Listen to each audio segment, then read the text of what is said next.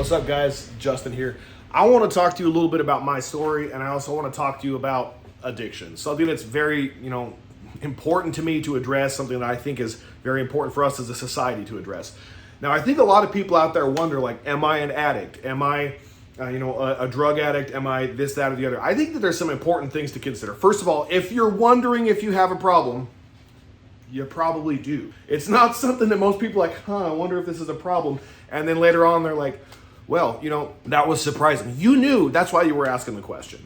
Now, here's the thing. Most addiction starts with trauma. It starts with unrecognized trauma, processed trauma, unaddressed trauma, or it stems from watching other people do it and mimicking that behavior. One of the things I think is important to take a moment to really register here is that when we're not capable of dealing with our own emotions, it makes it a lot easier to find ways to escape. Now, I don't believe there's really that much of a difference between a drug addict or a TV addict or a sex addict or a food addict. I think that all of us, every one of us, has tendencies that you could call addictive. That's why, I'm a tattoo artist. Everybody's like, oh, it's my next addiction. Well, I think the thing that you can tell, because some people are addicted to the gym, I think the thing that will help you tell whether or not it's a problem or not is whether or not it's a detriment to your life or not. Are you doing things that are dangerous?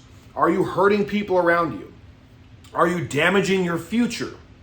Do you feel spiritually, morally, or intellectually bankrupt as a result of the things you're doing? I'm going to tell you a little bit of my backstory because I want to relate to you. And so to get vulnerable a little bit, this was something I struggled with forever. And I kept asking myself, is this a problem? Is this a problem? Really, is it a problem? And I'd always have an excuse. I'd always have a way to explain it away. But the thing is that if you have to explain it, the truth doesn't need a defense, guys. It stands on its own. This applies to everything, all right? I think that one of the hardest things that we really haven't taken the time to address is that some people are out there not being able to pay their bills, but they're watching TV all the time.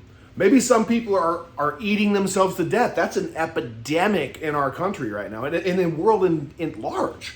So what we really have to do is take a look and realize that sometimes we do things because it makes us feel better, because it allows us to be distracted from the way we feel. It allows us to be distracted from probably, I think, what is the most important thing to really be able to tell if you have addictive tendencies or not, which I believe everybody does, is if you avoid responsibility, especially personal accountability and responsibility for your actions, the things around you, how your life is going, that general victim mentality that even though you're avoiding this stuff, somehow it's the world's fault. The solution to these problems is relatively simple, but it's not something most people want to hear.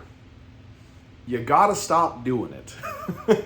It seems so simple when I say it like that, but it's so important. You just gotta stop doing it and replace that habit with something that does improve your life, okay?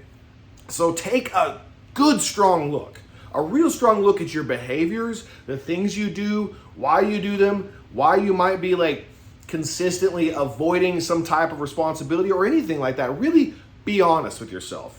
I recommend all the time, write stuff down. Write the things that bother you about your own behaviors down, okay? And then write it down some more. And then start keeping track of what you tend to do, what you don't tend to do, what you have problems with, what you avoid, what you run towards, all of those things. And you will easily start to see patterns develop. And once you understand what your patterns are, well, you can start changing them. I don't believe in that idea or mentality that you were born an addict, always going to be an addict. I think that all of us have tendencies, like I said. We all have habits. We all have negative and positive habits.